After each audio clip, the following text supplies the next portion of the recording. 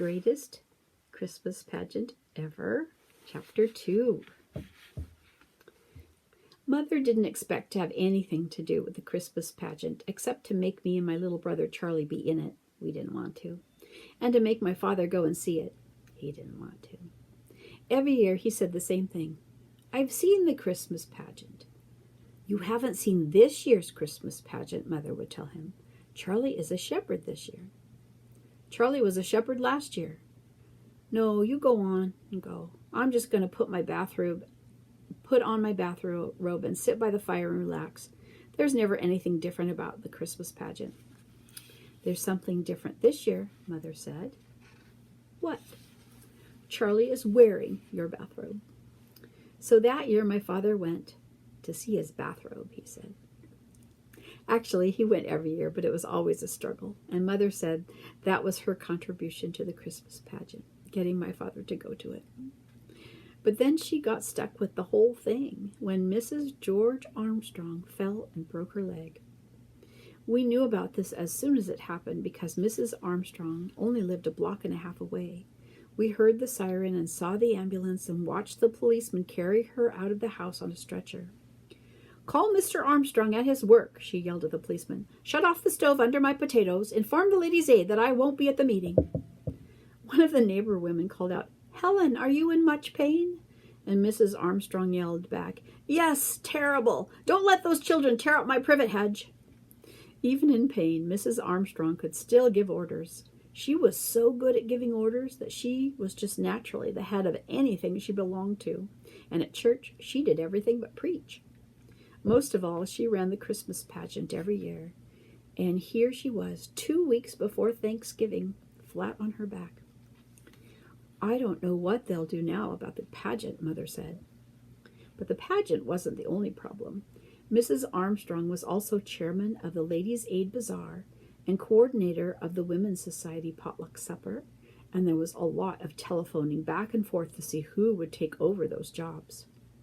Mother had a list of names, and while she was calling people about the Ladies' Aid Bazaar, Mrs. Homer McCarthy was trying to get Mother about the potluck supper. But Mrs. McCarthy got somebody else to do that, and Mother got somebody else to do the bazaar. So the only thing left was the Christmas pageant, and Mother got stuck with that. I could run the potluck supper with one hand tied behind my back, Mother told us. All you have to do is make sure everybody doesn't bring meatloaf. But the Christmas pageant? Our Christmas pageant isn't what you'd call four-star entertainment. Mrs. Armstrong breaking her leg was the only unexpected thing that had ever happened to it. The script is standard. The inn, the stable, the shepherds, the star, and so are the costumes, and so is the casting. Primary kids are angels. Intermediate kids are shepherds. Big boys are wise men. Elmer Hopkins, the minister's son, has been Joseph for as long as I can remember. And my friend, Alice Wendelken, is Mary because she's so smart, so neat and clean, and most of all, so holy looking. All the rest of us are the angel choir, lined up according to height because nobody can sing parts. As a matter of fact, nobody can sing. We're strictly a no-talent outfit except for a girl named Alberta Bottles, who whistles. Last year, Alberta whistled What Child Is This for a change of pace, but nobody liked it, especially Mrs. Bottles, because Alberta put too much into it and ran out of air and passed out cold on the manger in the middle of the third verse. Aside from that, though, it's always just the Christmas story, year after year, with people shuffling around in bathrobes and bedsheets and sharp wings. Well, my father said, once Mother got put in charge of it, here's your big chance. Why don't you cancel the pageant and show movies? Movies of what? Mother said. I don't know. Fred Stamper has 5 big reels of Yellowstone National Park. What does Yellowstone National Park have to do with Christmas? Mother asked. I know a good movie, Charlie said. We had it at school. It shows a heart operation and 2 kids got sick. Never mind, Mother said. I guess you all think you're pretty funny, but the Christmas pageant is a tradition, and I don't plan to do anything different. Of course, nobody even thought about the Herdmans in connection with the Christmas pageant. Most of us spent all week in school being pounded and poked and pushed around by the Herdmans, and we looked forward to Sunday as a real day of rest. Once a month, the whole Sunday school would go to church for the first 15 minutes of the service and do something special. Sing a song, or act out a parable, or recite Bible verses.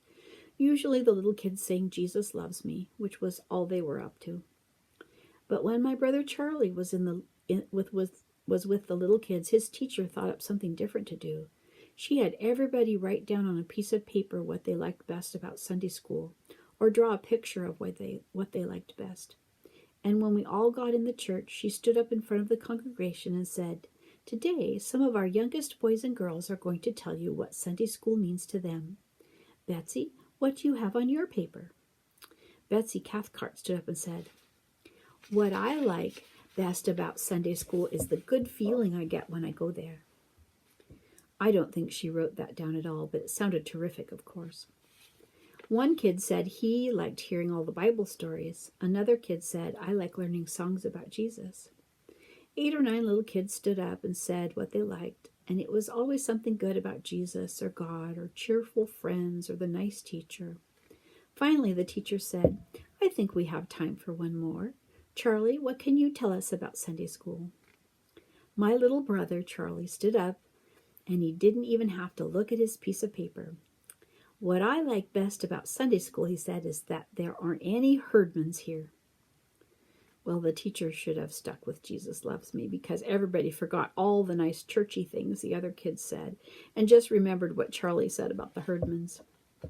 When we went to pick him up after church, his teacher told us, "I'm sure there are many things that Charlie likes about Sunday school. Maybe he will tell you what some of them are." She smiled at all of us, but you could tell she was really mad. On the way home, I asked Charlie, "What are some of the other things you like that she was talking about?" He shrugged. "I like all the other stuff, but she said to write down what we liked best. And what I like best is no herdmans." "Not a very Christian sentiment," my father said. "Maybe not, but it's a very practical one," Mother told him. Last year, Charlie had spent the whole second grade being black and blue because he was sitting next to Leroy Herdman. In the end, it was Charlie's fault that the Herdmans showed up in church. For 3 days in a row, Leroy Herdman stole the dessert from Charlie's lunchbox, and finally Charlie just gave up trying to do anything about it. "Oh, go on and take it," he said. "I don't care. I get all the dessert I want in Sunday school." Leroy wanted to know more about that. "What kind of dessert?" he said. "Chocolate cake," Charlie told him. "Candy bars and cookies and Kool-Aid. We get refreshments all the time, all we want." "You're a liar," Leroy said. Leroy was right. We got jelly beans at Easter and punch and cookies on Children's Day, and that was it. "We get ice cream, too," Charlie went on, "and donuts and popcorn balls." "Who gives it to you?" Leroy wanted to know. "The minister," Charlie said. He didn't know who else to say. Of course, that was the wrong thing to tell herdmans if you wanted them to stay away. And sure enough, the very next Sunday, they were, slouching into Sunday school, eyes peeled for the refreshments. "Where do you get the cake?" Ralph asked the Sunday school superintendent. And Mr. Grady said, "Well, son, I don't know about any cake, but they're collecting the food packages out in the kitchen." What he meant was the canned stuff we brought in every year as a Thanksgiving present for the orphans' home. It was just our bad luck that the Herdmans picked that Sunday to come, because they saw all the cans of spaghetti and beans and grape drink and peanut butter, and they figured there might be some truth to what Charlie said about refreshments. So they stayed. They didn't sing any hymns or say any prayers, but they did make a little money, because I saw Imogene snake a handful of coins out of the collection basket when it went past her. At the end of the morning, Mr. Grady came to every class and made an announcement. "We'll be starting rehearsals soon for our Christmas pageant," he said, "and next week after the service we'll all gather in the back of the church to decide who will play the main roles. But of course we want every boy and girl in our Sunday school to take part in the pageant, so be sure your parents know that you'll be staying a little later next Sunday." Mr. Grady made this same speech every year, so he didn't get any wild applause. Besides, as I said, we all knew what part we were going to play anyway. Alice Wendelken must have been a little bit worried, though, because she turned around to me with this sticky smile on her face and said, "I hope you're going to be in the angel choir again. You're so good in the angel choir."